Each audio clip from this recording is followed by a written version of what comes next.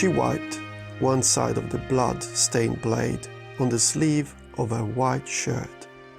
She had put it on just a moment before he started to kick, forcing her to leave the house. She had screamed and had yelled at him at the top of her lungs, "Bastard! Why are you torturing me? Wasn't taking everything I've left enough? Why don't you just die? Die, you fuck! Die!" Then, a moment later, she regretted uttering these ferocious words. She felt pity for him, even though he had never shown her any compassion.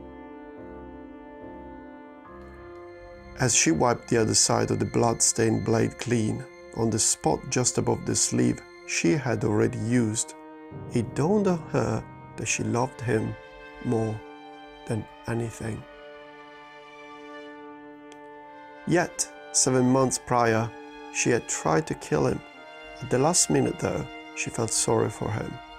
After all, their bond had been as unexpected as the atrocity that she had to endure that forsaken night.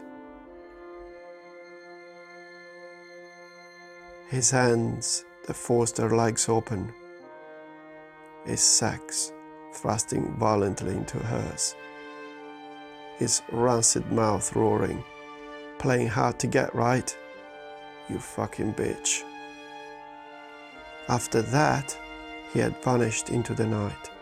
No matter how many times she was asked by the police, she could only remember his spiteful words and his eyes, wide and pitch black. Even now that they were trapped on the curb, upside down like bats and covered in blood, the black eyes were haunting her again, although those black eyes were much smaller and more compassionate. It was a miracle that both of them made it out alive. He got out just a moment after the car started tumbling like a rolling stone. This accident was all her fault. She could have got someone to drive her, but she wanted to do everything without any help. So, tired and in pain, she had turned the steering wheel the wrong way. In her life, very little had gone the right way, though. Besides, she felt that she was better alone, particularly lately. Many had hugged her and asked how she was, how she felt. They even spent countless hours listening to her version of the story. However, everyone suggested to her, sometimes even without speaking, that with all that flesh exposed, perhaps she had asked for that kind of trouble.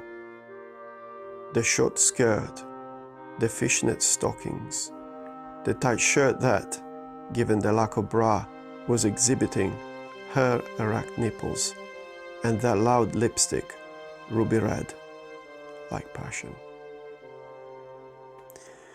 Yes, she was fine all by herself. She started hearing the sound of sirens approaching. They were followed by footsteps and voices from afar that were trying to reassure her everything will be all right. Yet, it was not up to some strangers to decide her future. For their future, it was all up to her. Still trapped in the car, she stared at him again and bared her teeth. She squeezed the handle of the knife hard. He wailed ever so lightly, and there was enough to shake her to the core. She realized that she was just tired of everything. With a quick blow, she hacked and slashed. Then her hand opened like a rose in the sun, and the knife, which she had always carried with her since that brutally violent night, slipped away and disappeared into a nook or a cranny, stealing away her grudge with her. The blood kept flowing. She took out her metal hair clip and clamped the umbilical cord that she had just severed. She held the baby against her chest and, with tears streaming down her cheeks, smiled at him as she felt him sucking.